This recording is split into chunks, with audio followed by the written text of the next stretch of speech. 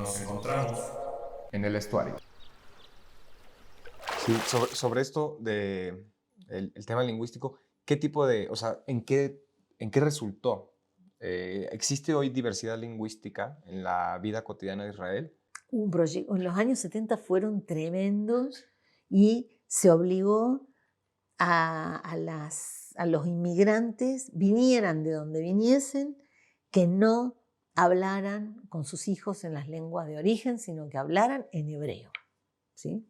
Se hizo algo que también se conoce en Estados Unidos como crisol de cultura o crisol de raza, bueno, crisol de lengua, todos al hebreo. Pero un hebreo que pensaba en inglés, ¿no? Un hebreo que pensaba en lenguas europeas. Y eso hizo que, por ejemplo, para un niño israelí en la escuela, estudiar la Biblia le resulta muy difícil, cuando todas las raíces y todo lo que, digamos, el núcleo del hebreo está en la Biblia, ¿sí? Pero quedó como un lenguaje no instrumental el de la Biblia. Entonces no lo entienden muchas veces, lo ven como una lengua extranjera. O sea, es muy distinto. No es muy distinto como son el griego moderno y el antiguo, para nada, no. Lo que cambió es la relación con la lengua. Cuando uno habla una lengua como si fuera un instrumento de comunicación y no como el magma de la vida, aquello, el éter de mi vida y lo que me permite respirar, ¿sí?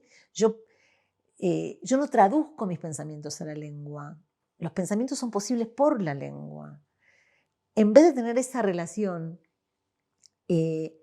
esta lengua inventada de algún modo, encorsetada en un mundo eurocéntrico, termina adelgazándose.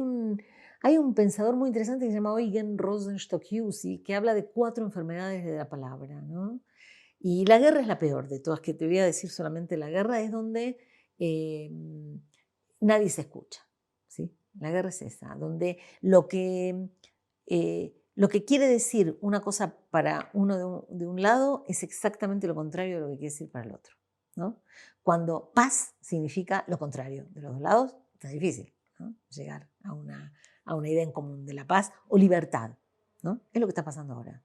La enfermedad de la guerra es la que se apoderó de las lenguas en el Estado de Israel y produce entonces lo que a mí más me horroriza, que es esta capacidad de desvirtuar por completo la potencia de la lengua bíblica y de volverla un arma de guerra.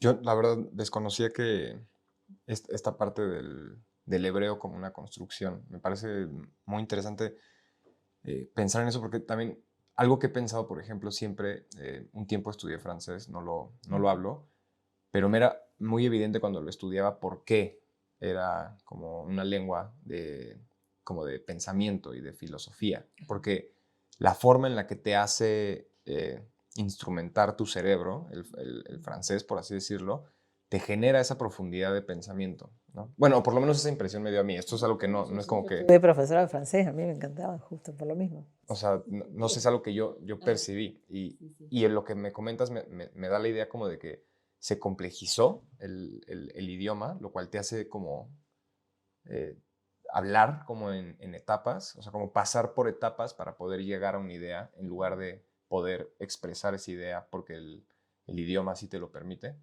¿En hebreo? Ajá. No, al revés. En hebreo lo que pasó es como que le dio osteoporosis a la lengua bíblica. La lengua bíblica, que era vigorosa en cuanto a la transmisión de una ética y una justicia social, se volvió un instrumento, ¿sí? Un instrumento que tuvo que someterse a la forma del Estado, a la idea de nación y a un montón de cosas que le eran ajenas. Y en ese cortocircuito lo que pasó es que se debilitó por completo y entonces, bueno, se usa, por ejemplo, te voy a dar un ejemplo. Uno de los tanques del ejército de Israel se llama Merkavá. Merkavá es la figura que la Cábala desarrolló del carro de Dios, que viene del capítulo 1 del libro de Ezequiel, donde el profeta ve una imagen que es abrumadora y que parece un carro porque lo describe con ruedas y un montón de cosas, que te invito a leer el capítulo 1 del libro de Ezequiel, y se usa esa Merkabah que habla de la potencia de Dios, de esa soberanía de Dios en términos no de soberanía política, sino realmente como se dice en hebreo, Melech Malchei Amlachim, el rey de todos los reyes, ¿sí? Ese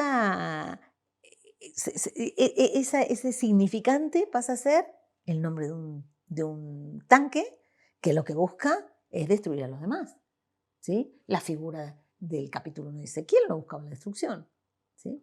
Después, tienes una gran cantidad de... Te voy a dar otro más. Por ejemplo, cuando fue la invasión a Gaza en 2012,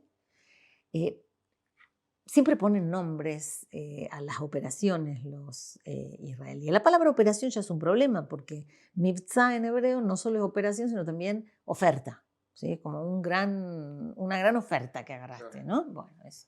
Entonces, una de estas operaciones se llamó, le pusieron acá pilar de defensa. En inglés fue pilar de defensa, ya así se tradujo, pero en hebreo no sonaba como pilar de defensa. En hebreo se llamaba Amud Anan, es decir, columna de nube. ¿Qué quiere decir columna de nube? Éxodo.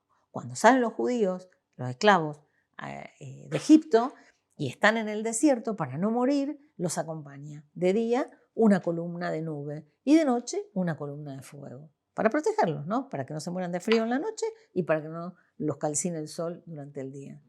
Y esa operación se llama columna de nube para incendiarlo todo en Gaza. Las resonancias bíblicas son tremendas, ¿no? Y apuntan a agenciarse los poderes divinos en un ejército, porque se aprovechan de que Dios en la Biblia se llama el Dios de los ejércitos, pero es el Dios de los ejércitos del sol, la luna y las estrellas, no el Dios que trabaja para el ejército de Israel. ¿Sí? No es un tema bélico. No, y tampoco es una franquicia.